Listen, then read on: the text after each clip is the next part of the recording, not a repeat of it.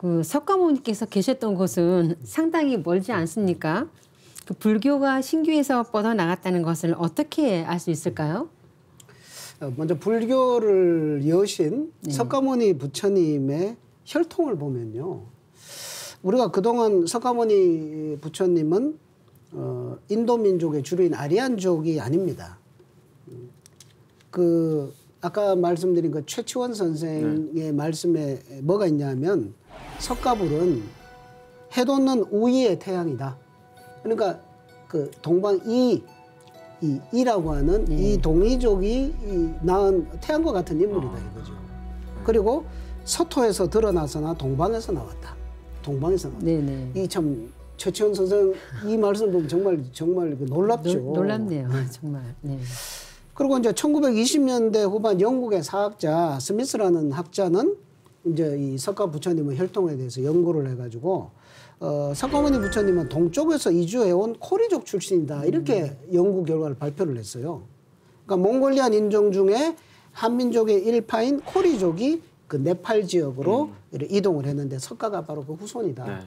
그쪽 사람들 보면 뭐 몽골리안이죠. 생긴 거 보면. 맞아요. 네네. 그러니까 이런 주장들은 일본 불교학에서도 인정을 받고 있고요. 그래서 뭐 우리가 뭐 유전자 검사를 안 해봤지만 부처님의 그렇지만 이런 학자들의 이런 걸 보면 이 석가 부처님이 동방족의 혈통이었을 가능성이 아주 강하다, 높다.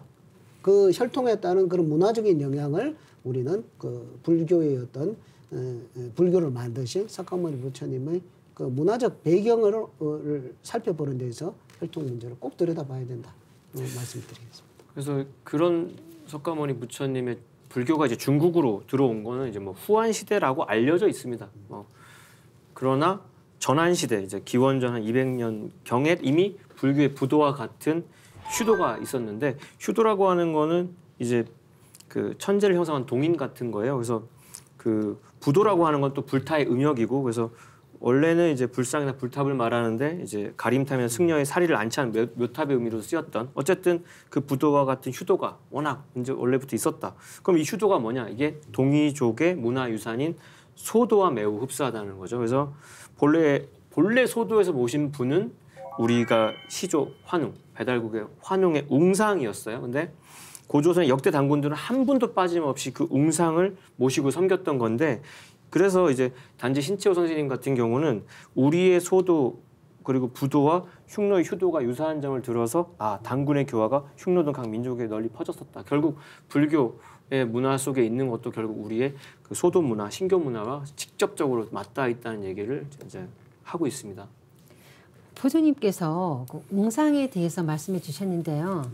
석가불을 모신 대웅전도 본래는 우리 그 배달국의 환웅을 모신 환웅전이지 않았습니까? 네, 맞습니다. 그래서 이걸 아는 불교도가 얼마나 있을까 싶습니다. 네. 그래서 단군 시대로부터 우리 민족은 배달국의 뿌리인 환웅을 항상 마음속 깊이 이제 모셔왔던 거예요. 그래서 단군세기를 읽어보면 11세 단군조에 보면은 소도에 단수를 아주 빽빽하게 이제 둘러서 심어놓고 그 중에 가장 이제 큰 나무를 골라서 환웅상을 모시고 제사를 지냈다. 이렇게 적혀 있는데 그래서 후에 신교로 분파된 불교가 들어오면서 우리 조고상들은 그 석가모니 부처님을 소도의 환웅과 같은 존재로 이제 스승으로 파악을 하고 다른 불교 국가에는 없는 대웅전을 만든 거죠. 환웅전이 대웅전으로 이제 바뀌었고, 그러니까 이걸 보면 한민족의 그 의식 속에 잠재 있는 불교적 심성, 신교에 맞닿아 있는 불교가 다시 역수입돼서 우리가 대웅적 문화로 이제 꽃피웠지 않았나. 그게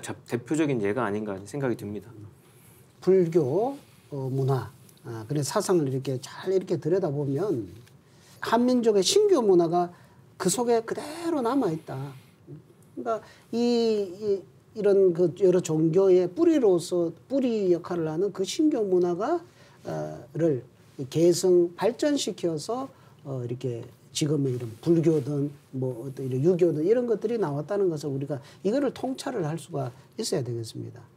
뭐 불교 문화에 보면 이제 뭐 그 신교 문화 뭐 조화신, 교화신, 치화신 하는 그 삼신일체 사상이죠. 신의 세 가지 덕성이 세 가지로 나뉘어져서 작동을 하는데 그것이 결국 하나로 돌아간다. 삼신일체죠. 그리고 불가에서도 보면은 이제 법신불, 보신불, 응신불, 화신불이라고도 하죠. 그래서 삼불일체 사상 이런 그 부처님을 이제 세 가지로 이렇게 해서 그런 사상이 형태가 너무 흡사하고요. 그다음에 신교는 광명을 숭상을 합니다. 광명. 그 신의 덕성이 이게 빛으로 드러나기 때문에 광명으로 드러나기 때문에 그래서 우리나라 사람들은 흰옷을 입죠. 흰옷. 흰옷을 좋아합니다. 염색 기술이 없어서 흰옷을 입은 게 아니고 관세음보살 같은 경우는 별명이 백이대서예요. 흰옷을 입는 이제 보살님이에요. 이게 다 신교 문화와 이렇게 밀접한 연관이 있다는 거거든요. 그래서 우리 이 불교가 이 한국 불교가 신교 문화를 그대로 발전시켜서 이제 다시금 새로운 미래의 불교로 그것은 이제 불교에서 오는 미래 부처님, 미륵 부처님이죠. 미륵 부처님의 세상을 여는 그런 부처로 나아간다고 하는 신교 문화의 발전의 연장선에서 우리가 이제 불교를 다시 한번 이렇게 바라보는 것이 꼭 필요하다고 생각을 합니다.